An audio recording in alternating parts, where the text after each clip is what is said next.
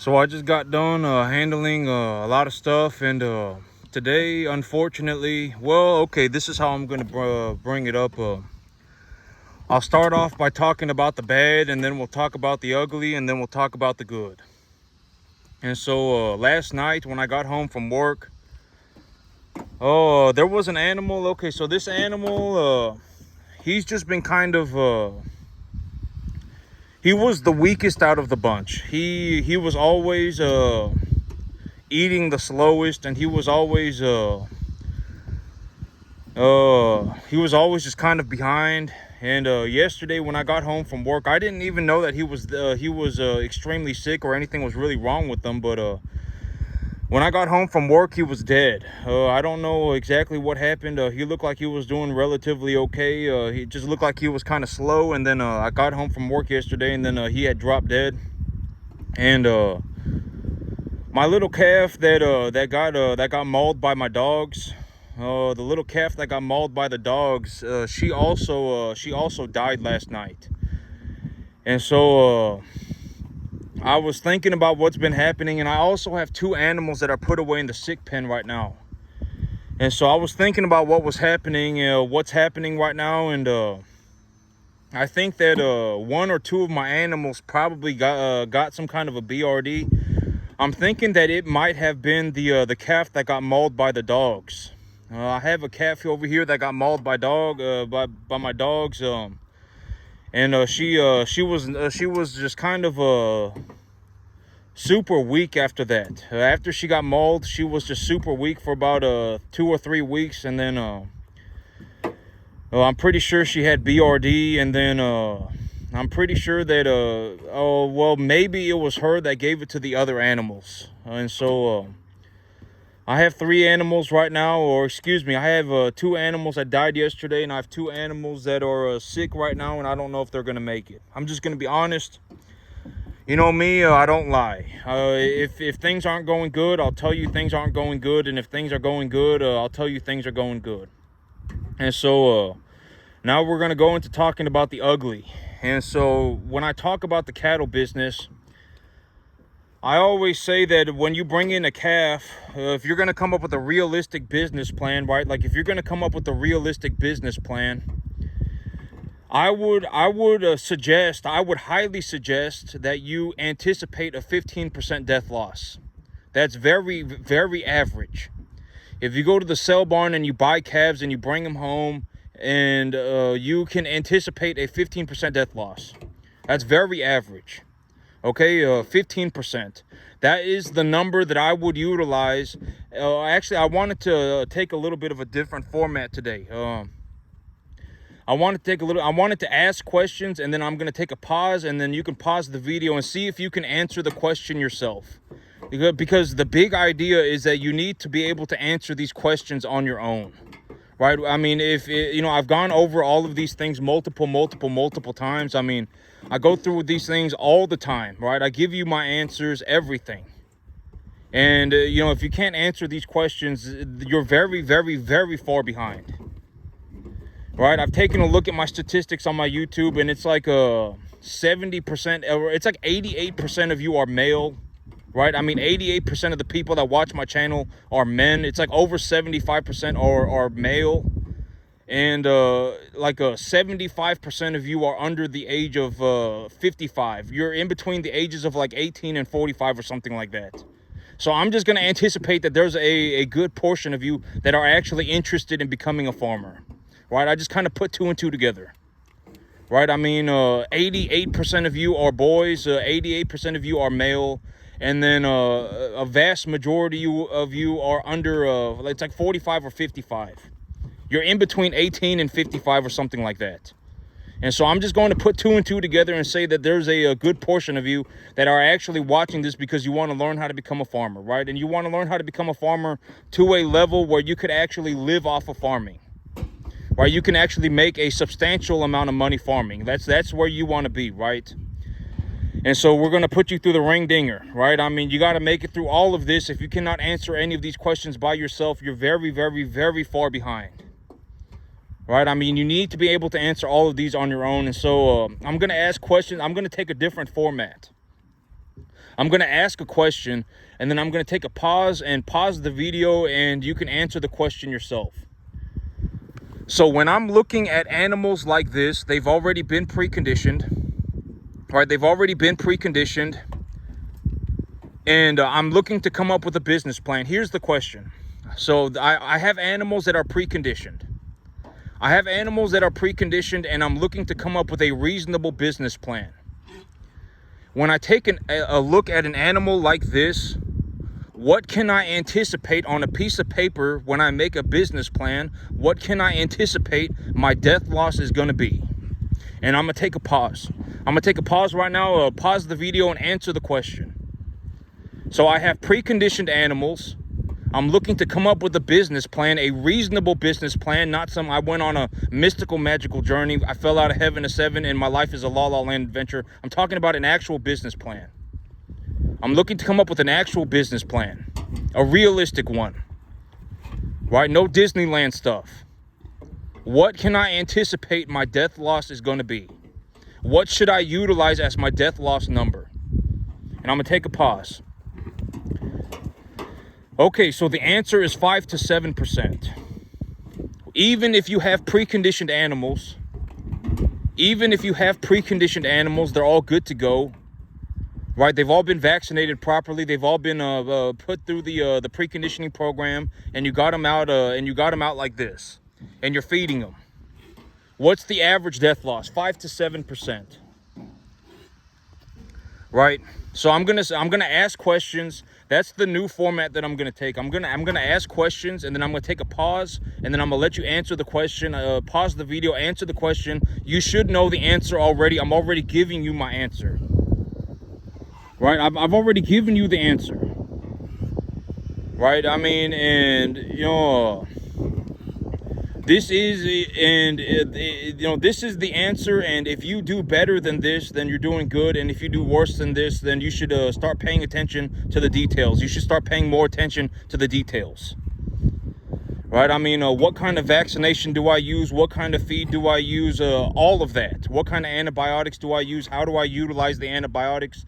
All of that. You should pay more attention to the details, because you can get to these numbers by doing what I do. And if you take a look at my numbers, when I say when I have a little calf and I bring him home, it's a stocker calf, and I anticipate that my death loss is going to be 10 to 15%.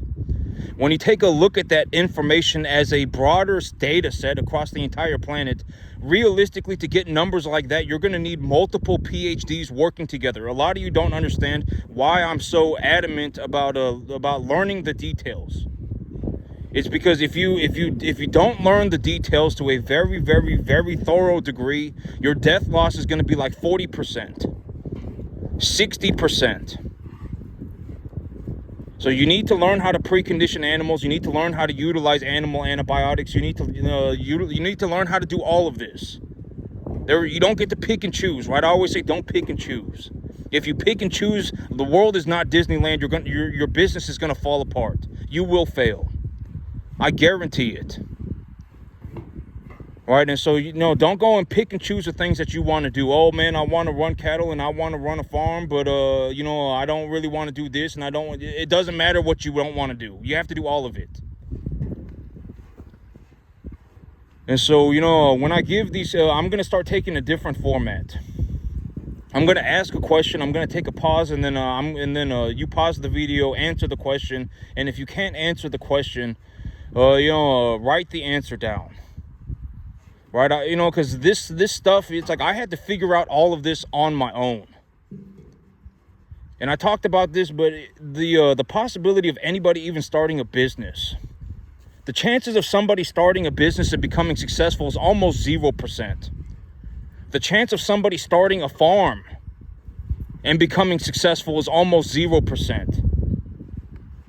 Like me having started a farm as a first generation farmer, running cattle, and succeeded in business and succeeded financially is almost a 0 percentile. You will probably never see it again. It's not like I was born on a 1,000 acre field. I wasn't born on a 100 acre field. I run cattle on a 10.5 acre field. Right? I mean, I'm telling you, it's almost a 0 percentile. This might be the only time you ever get to see it. In terms of skill level, I may be one of the best, if not the best, farmer cattleman on the entire planet. And so, you should consider that. And if you can't do this stuff, you're going to fail. I would bet money. And, I would bet money 50 to 1. And so I'm going to start taking that format. I'm going to ask a question. I'm going to take a pause, let you pause the video and see if you can answer the question yourself. You should be able to answer all of these things yourself. If I'm presenting a new piece of information, I will present a new piece of information. But a lot of these things, it's just the same information. Okay, and here's another question that I'll ask. Here's another question.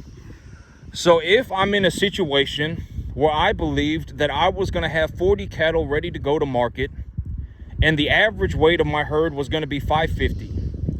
The target weight of my herd was going to be 550. Right? Here's the question. So if I believed the overall plan was that I was going to choose number 1 to 90% or more of my animals were going to be number 1 to 1.5 type medium large frame.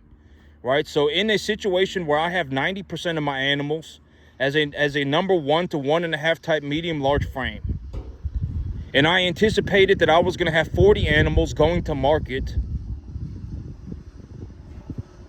at 550 pounds. The target weight of my herd was 550. And granted that the corn market and the feeder cattle market went sideways, if I lost 10% of my herd, how do I financially, in terms of business, how do I financially make up for that margin? And I'll take a pause right now and pause the video and answer the question, right? Because, I think that a lot of people, you don't understand that these answers, I came up with these answers by solving big problems. Like when you get into the cattle business, you're going to encounter a lot of problems. And you're probably not, and I've encountered almost all of these problems already. And I've already answered them as well. So if I have 90% of a herd that is number 1 to 1.5 type medium large frame animals, 90% of my herd is a 1 to 1.5 type medium large frame animal, body conditioning score 6. I anticipated that I was going to be taking 40 animals to market at a 550 pound average weight. But I lost 10% of my herd. In this situation, if the feeder cattle market goes sideways and the overall grain markets go sideways, how do I recover that lost margin? So here is the answer. I increase the overall average target weight of the herd. Instead of taking them to market at 550, I take them to market at 650. That's the answer. Okay? And if you have a better answer, then use your answer. But if you don't have any idea what's going on at all, then here is your answer. This is the answer. Not the answer, not the... when I say the answer, it's not the only answer, but it is an answer. Okay? So if you feel like you're going to... your margins are gonna drop to the point where you might just be scraping it. Like you're not just, then you can increase the overall average weight of your herd. You can take your animals you can have a target weight of 550 and increase that target weight from 550 to 650. And here's another question that I'll ask right now. This is another relevant question. So what is the formula for this farm in bringing in new cattle? That's the question. Write it down and answer it. And here is the answer. The formula for this farm in terms of bringing in new animals is I take the feeder cattle price, I take a 10% deduction, and then I cut that number in half. When I go to the sell barn with that number, I am looking to purchase number 1 to 1.5 type medium large frame animals. What I usually end up buying is an animal that is somewhere between 150 and 325 pounds. That's the answer. That's the formula that I use, right? Same formula that I've been using for months, maybe even over a year. Same formula. That's not the only answer, but that is a possible answer for you to utilize. And so if I take an animal, here's another question, and you should be able to answer this yourself. If the corn market is going sideways at $4, at 400, like it is right now. It's essentially going sideways at 400. How much corn, maybe this could be a multi-dimensional question. So corn is the let me frame a question.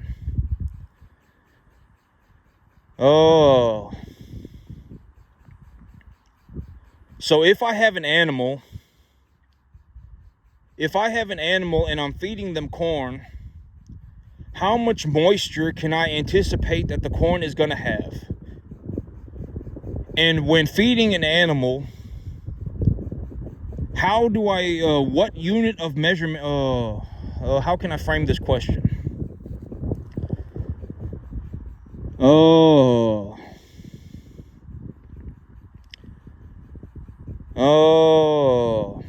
Okay, so when I'm feeding corn, how much percentage of the corn do I anticipate that the moisture is going to be about? And when you're feeding an animal, if you were going to just get an estimate for how much corn you were going to feed them in terms of just corn, how much do you anticipate the animal is going to eat? So, there was the pause the video and answer the question, right? I've already answered all of these questions probably 5,000 times, right? Corn is about 10% moisture. Right, corn is about 10% moisture, and an animal is going to eat about 3.25% of their body weight a day in dry matter. So you can anticipate that the animal is going to eat about 4% of their body weight in corn. If you're using hay, it's going to be different. Right? Because hay is going to be drier. Hay is either going to be drier or wetter. It depends. If you're using distiller grains, it's going to be drier. Right?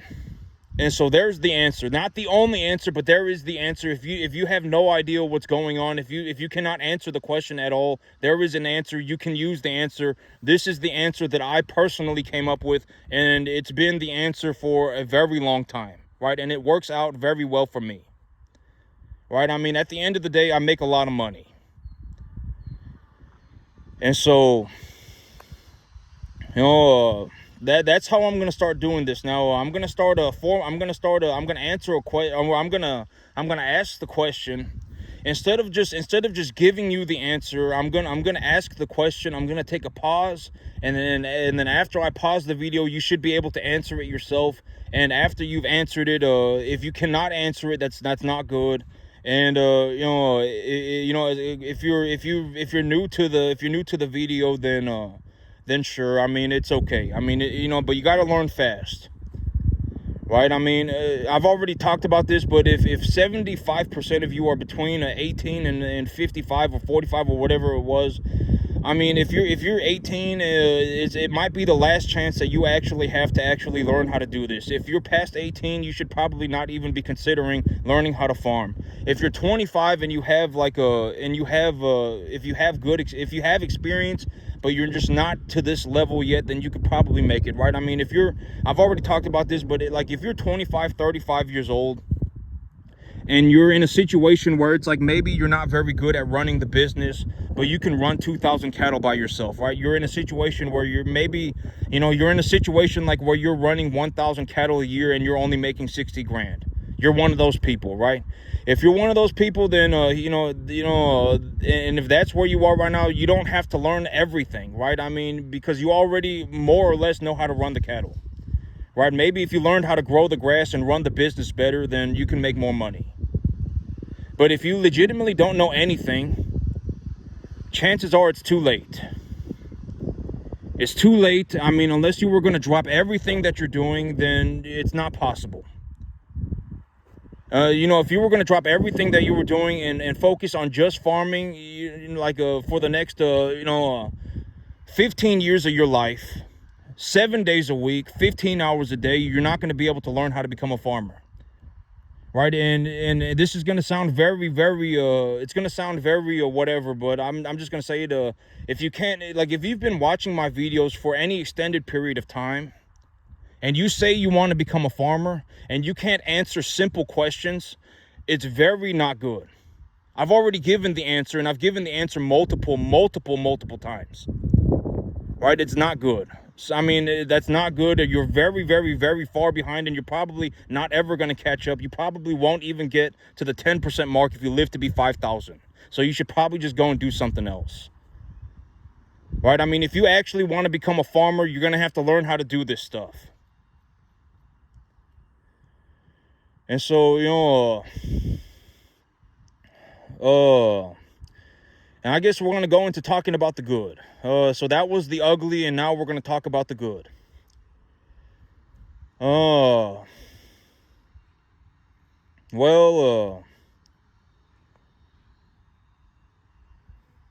It's kind of hard to talk about good things when, it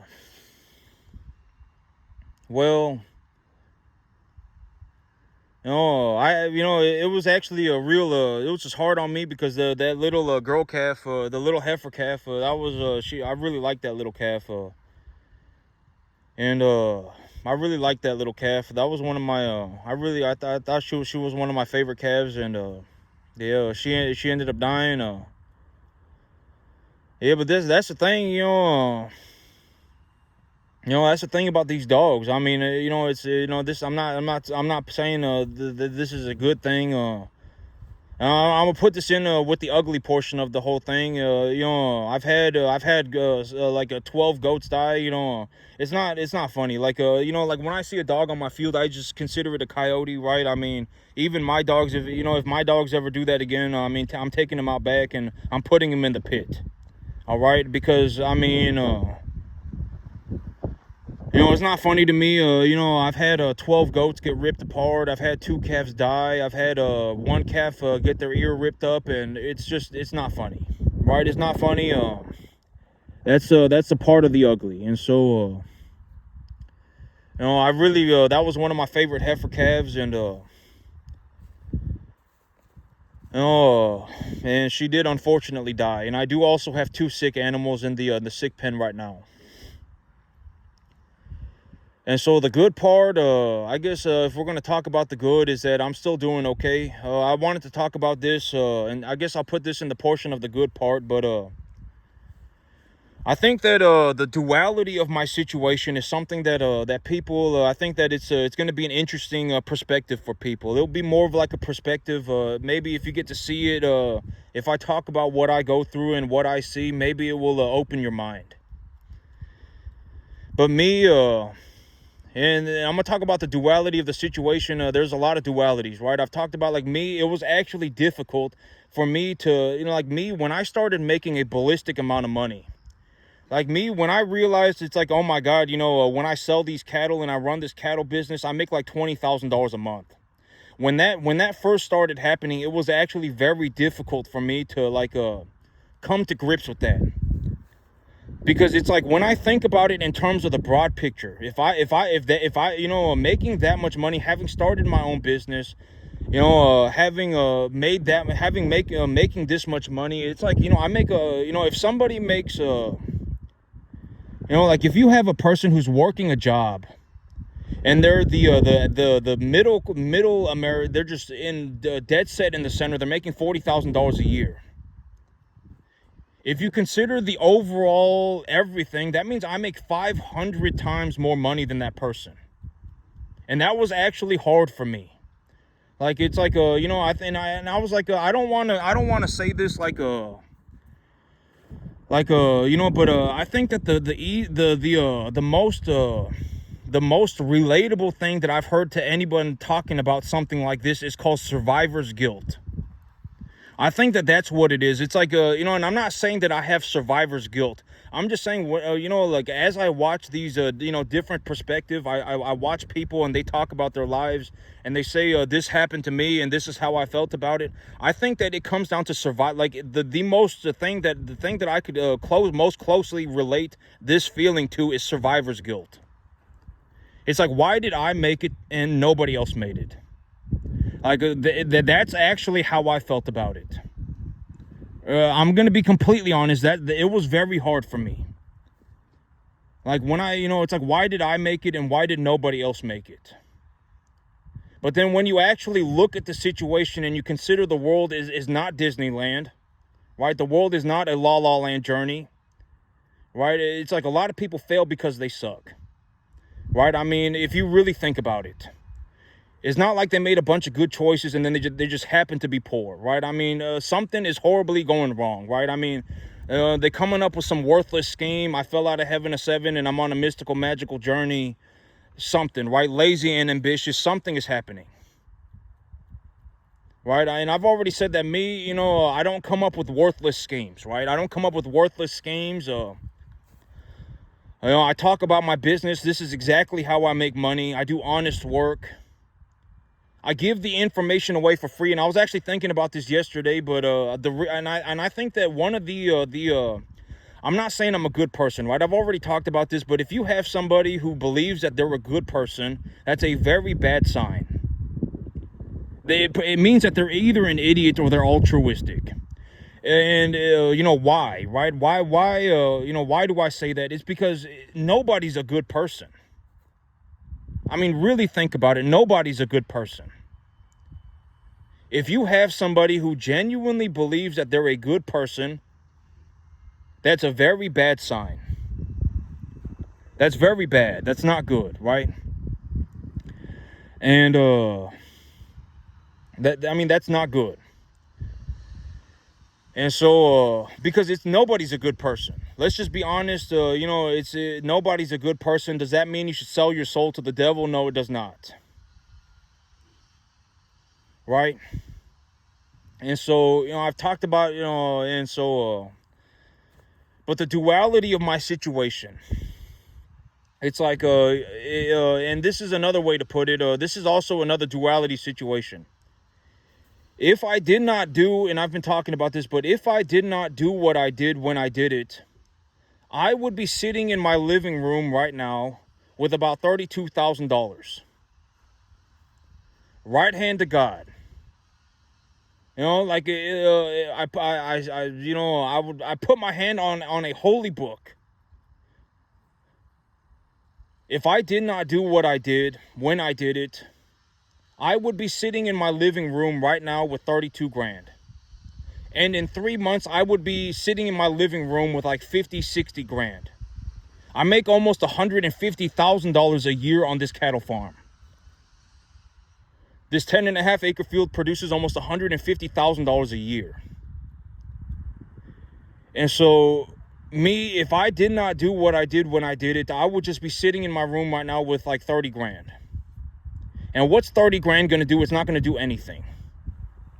Right? 30 grand is a worthless amount of money. Right? And a way to think about this is like, okay, if I gave anybody 30 grand, what are you going to do? Retire? Right? I mean, no. Right? I mean, there's nothing that 30 grand is not going to do anything. Right? I mean, realistically, it's like, congratulations, you have 30 grand. What do you want, a cookie? Right? I mean, that's how I feel about it. What am I going to do with 30 grand? What did I do with 30 grand? I bought more land. Right? I mean, that's what I did with it. And so, that's the duality of the situation. It's like me right now, it's like I'm undergoing hardship. But if I did not undergo the hardship, then I would just be sitting in my room right now with money. And it's like, do I really just want to sit in a room with 150 grand, right? Is that really what I want to do? No, that's not what I want to do. If you actually think about that, it's not here's the thing. And here's what I mean by the duality of my situation. Okay, this farm, it produces me about $150,000 a year, right? I make about 150 grand a year on this farm. And if I wanted to do this for the rest of my life, if I just wanted to farm a 10.5 acre field for the rest of my life, I can always just come back and do this. That's the duality of my situation. Right? I mean, it's like, do I want to do this forever, or do I want to take the chance and go and do more? That's the duality of my situation. And either way, it's like when I think about it, either way, I'm essentially going to have so much money that I can do whatever I want. Whether I choose to farm 10.5 acres or I decide to go and farm more acres, either way, I'm going to have more money than I could ever use. So it doesn't matter, right? I mean, it doesn't matter. I'm telling you, after a certain point, because here's the thing. It's like when you make money with a skill, like let's say that you become the best farmer on the entire planet. It does not matter where you go. I was talking about this yesterday, right? Like if you are the best farmer on the planet, you're going to be the best farmer on the planet, whether you're sitting in your backyard or whether you're sitting on 10 acres or whether you're sitting on 100 acres or whether you're sitting on 1,000 acres, you will still be the best farmer. And so me, even if I lost everything, I could start making all of my money back tomorrow. Why? Because I still have the skill set. I'm still a farmer. Right? I could go and rent a 30-acre farm right now, 1 hour away from Dallas, for like $2,000 a month, $2,500 a month. Right? My life would be hard for 6 months, and I would run cattle, and by the time I started selling cattle, boom, I have unlimited money again. Right? Because why? Because I fundamentally know how to make the money. Right? And I've already talked about the idea of utilizing assets to essentially just print your own money. And once you understand this concept, you can essentially make as much money as you possibly ever want. And after you make about $8,000 a year or $8,000 a month, the money does not really do anything. You can essentially buy anything on the entire planet once you start making about $8,000 a month. Once you start bringing home about $8,000 a month, you can essentially do anything on the entire planet short of buying a yacht or short of buying a private jet. You can essentially do anything. And so even if I lost everything tomorrow, I would just go and rent I can rent a 30-acre farm for like $2,500 a month. Right? And I would just start farming again tomorrow. And if I started farming again, I would just start printing unlimited money. I can make as much money as I want. Right? I mean, I haven't seen anybody that even does 10%. I haven't seen anybody even do 10%. I'm not saying this to, be whatever. I'm not saying this to whatever. I'm being completely serious. I haven't even seen anybody make $15,000 a year on a 10.5-acre field. And so it's like me, I could go and do anything. Like me, even if I lost everything tomorrow, I'm still a world-class farmer, right? I mean, I could legitimately walk off this field, abandon everything that I have, lose everything, and tomorrow, granted that I didn't start doing drugs or start drinking alcohol or do something stupid, be an idiot, I essentially have the capacity to make as much money as I ever want. Ever could need, ever. I'm telling you, I mean, even if I lost everything today, tomorrow I could just go and rent myself a 30-acre farm with a house on it. It costs like $2,500 a month, and I would just start farming my 30 acres. And for 6 months, things would be difficult, but once I started selling cattle, I would essentially just have so much money that I could do whatever I wanted again. And so, that's the thing about being about learning a skill. It's like, why should you learn a skill? It's because if you learn a skill and you become very, very, very, very good at it, you're a very, very, very skilled individual anywhere that you go, right? I mean, you can use your skills. Skills pay bills, right? Always have and always will. That's the saying, right? Skills pay bills. And so, even if I lost everything tomorrow, I could just go right back to farming. I just rent myself a farm and just go right back to farming, and I would just be good to go. Within 6 months, I would essentially just be right back to where I am. So much money that I can effectively do anything that I want. Right? And so, I mean, that's the thing about me, the whole duality thing. And the most realistic way that I could put it was when I went through and I watched different people and I saw their perspectives and I took a look at them and and I was like, the most realistic thing that I could relate myself to. I'm not saying that I have survivor's guilt. I'm not saying that it's that severe, but I'm saying that it's somewhat like survivor's guilt. Why did I make it to such a massive degree and why did everyone else fail? I don't know. I honestly don't know. I don't know. But when I really think about it, well, I'm not going to say I don't know, but when you really think about it, it's like, there's a reason why people fail, right? I mean, it's not like somebody made a bunch of good choices and was a good person, and they just happen to end up in a failing situation. That's not how the world works, right? I mean, it's like you have a person, they have massive problems, they're coming up with some worthless scheme, they're kind of an idiot, they make poor choices, they have a lot of problems, and then they end up failing, right? That's the reality of the situation. Right. And it's like, me, I'm not saying I'm a saint. I'm not saying I'm a good person. I've already said the big idea of a good person is if you have a person who thinks that they're a good person, that's a very bad sign. That's a very bad sign. If you have somebody who genuinely has convinced themselves that they're a good person, that is a very bad sign. Nobody's a good person. Right. I mean, and does that mean you should sell your soul to the devil? No. Does that mean, it's selling, nobody's a good person, but that does not mean that you should sell your soul to the devil, right? And so nobody's a good person. I'm not saying I'm a saint. I'm not a saint. Throughout my lifetime, I just happened to become a very, very, very, very, very, very capable farmer. I may be one of the best farmers on the entire planet. And I'm not saying that to just be like, whatever. I'm saying like, it's going to be very, it's going to be very, very, very difficult to find somebody who can just objectively do better than me. And that should be considered too, right? And I guess I'm just going to put this in with the good. But starting a business is bad enough as it is. If you're going to start a business, the chances of you making it are very, very, very, very slim. Right. I mean, and having a successful business also being, it's like, you made enough money that you could essentially do whatever you wanted. Right. I mean, I've already talked about if you start a business and you barely make enough to get by, then you were better off just getting a job. Why wouldn't you just go and get a job?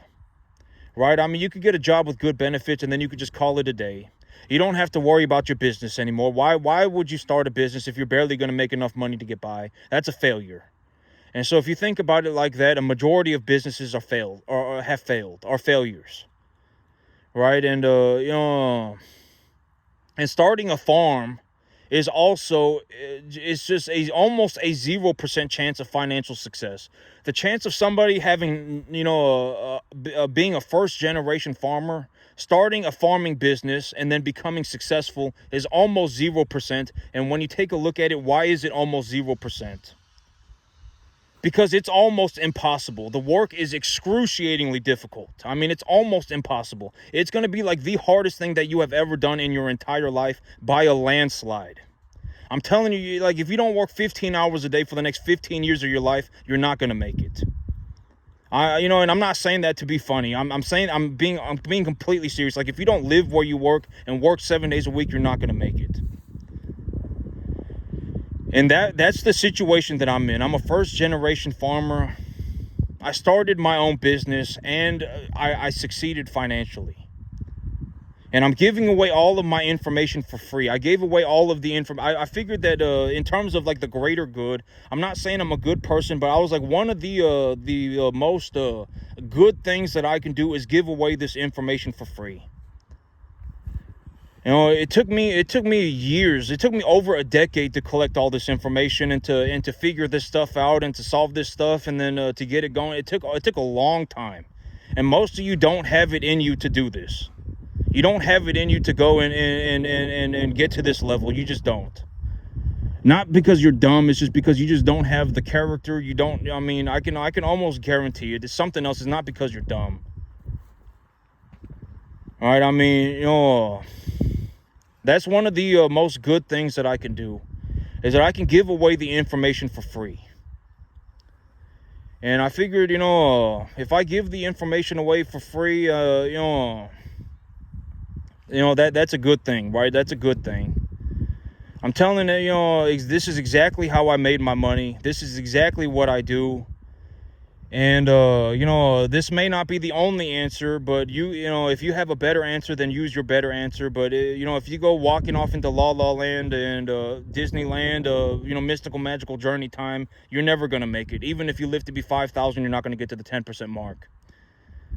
And so, That's it for me today, YouTube. Y'all have a good one.